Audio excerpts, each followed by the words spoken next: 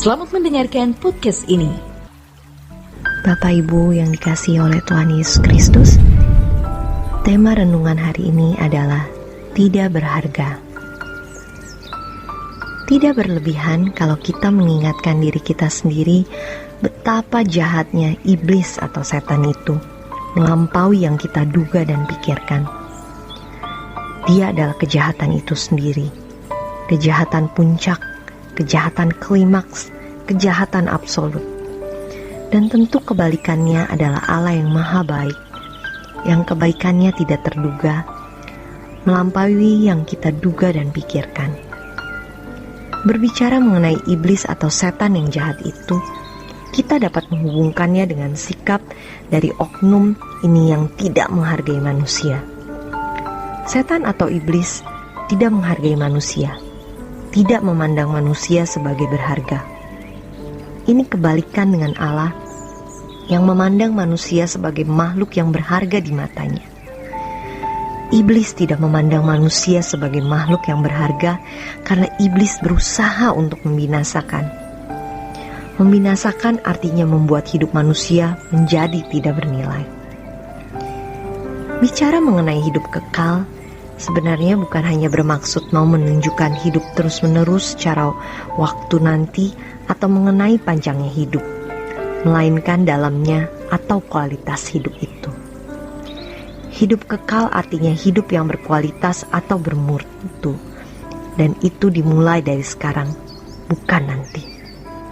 Maka Tuhan Yesus berkata, "Barang siapa percaya kepadaku tidak akan mati, tapi beroleh hidup yang kekal." Artinya bukan hanya secara waktu atau ditinjau dari waktu, nanti mengalami kesadaran terus-menerus, tapi sejak di bumi, kita sudah memiliki hidup kekal itu. Sama seperti keselamatan, itu bukan hanya nanti pada waktu kita sudah di surga. Keselamatan juga bisa ditinjau dari waktu sekarang. Justru orang yang memiliki keselamatan sejak sekarang ini, maka akan memiliki keselamatan kekal. Jika seseorang tidak memiliki hidup yang berkualitas sejak sekarang ini, ia tidak akan hidup yang berkualitas di dalam kekekalan. Iblis tidak menghargai manusia. Ia membuat hidup manusia menjadi tidak bernilai sejak di bumi sekarang ini. Membuat hidup manusia tidak dalam persekutuan dengan Allah, dan sebaliknya supaya hidup manusia itu dalam persekutuan dengan dirinya sendiri. Sebab iblis juga mau menggunakan manusia untuk kemuliaan dirinya. Sebab sebenarnya iblis itu tidak bermaksud mau masuk neraka. Siapa yang mau masuk neraka? Neraka itu mengerikan. Iblis memang menghendaki surga, namun surga di mana dia menjadi pemimpinnya. Dan itulah sebabnya ia memberontak kepada Allah. Ia menyeret malaikat-malaikat untuk masuk dalam persekutuan dengan dirinya untuk memuliakan dia, padahal dia tidak berhak. Dan dia tidak bisa memberikan kehidupan. Dia tidak berhak menerima kemuliaan dan tidak mampu memberikan kehidupan. Berbeda dengan Allah. Allah menghargai manusia. Allah membimbing manusia untuk memiliki hidup yang berkualitas sejak sekarang ini. Dan sebagai Khalik, dia layak dimuliakan dan dia dapat memberi kehidupan kepada manusia. Jadi, kalau seseorang mau menjadi gubernur, tidak salah. Tapi bukan kedudukan gubernur itu yang mestinya dia bidik, melainkan tanggung jawab yang dia penuhi. Tidak salah menjadi pendeta, gembala sidang, atau ketua sinode. Tetapi jangan karena kedudukan itu, melainkan untuk tanggung jawab di mana ia sebagai pendeta benar-benar bisa membimbing umat kepada jalan kehidupan, jalan kebenaran yang membawa umat kepada kehidupan.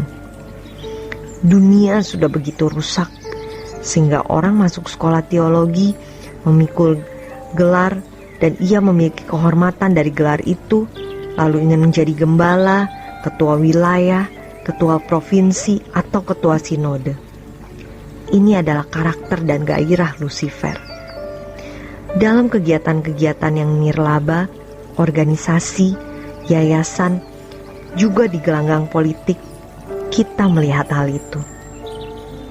Yohanes 1 ayat 3-4 mengatakan, segala sesuatu dijadikan oleh Dia, dan tanpa Dia tidak ada sesuatu pun yang telah jadi dari segala yang telah dijadikan.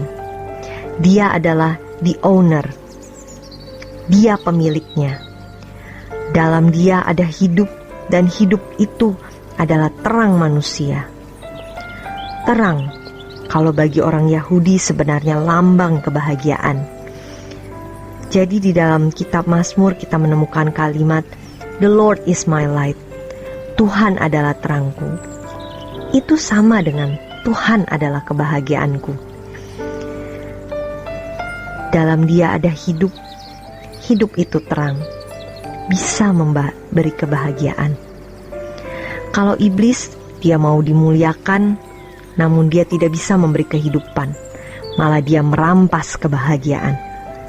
Makanya, kalau kita melihat pemimpin-pemimpin yang memang tidak layak jadi pemimpin, dia memanfaatkan orang-orang yang dipimpinnya untuk kepentingannya. Dia bukan mau mengabdikan dirinya untuk orang-orang yang dipimpinnya, tetapi justru dia mengeksploitasi. Tuhan sangat menghargai manusia, dan Ia mengajar manusia untuk menghargai dirinya sendiri. Jadi, mengapa ada orang yang tidak menghargai dirinya sampai tidak siap menjadi manusia? Ini karena si iblis, dan banyak orang hari ini sebenarnya tidak siap menjadi manusia, apalagi menjadi anak-anak Allah. Tetapi Tuhan mengajarkan kepada kita untuk menghargai diri kita dengan benar. Maka di dalam Matius 22 ayat 39 Tuhan berkata, kasihilah sesamamu manusia seperti kamu mengasihi dirimu sendiri. Kalimat kamu mengasihi diri sendiri memuat maksud hargai dirimu. Penuhi apa yang menjadi kebutuhan diri kita sendiri, baru kita bisa menghargai orang lain dan memenuhi kebutuhan orang lain. Kita mengerti tidak apa yang kita butuhkan? Seseorang yang tidak bisa mengasihi diri sendiri, bagaimana mengasihi orang lain? Setan membuat seseorang tidak menghargai dan mengasihi diri sendiri secara benar, sehingga bagaimana mungkin ia bisa mengasihi orang lain? Iblis tidak menghargai manusia. Ia membuat hidup manusia menjadi tidak bernilai sejak di bumi ini. Demikian renungan kita hari ini. Tuhan Yesus memberkati.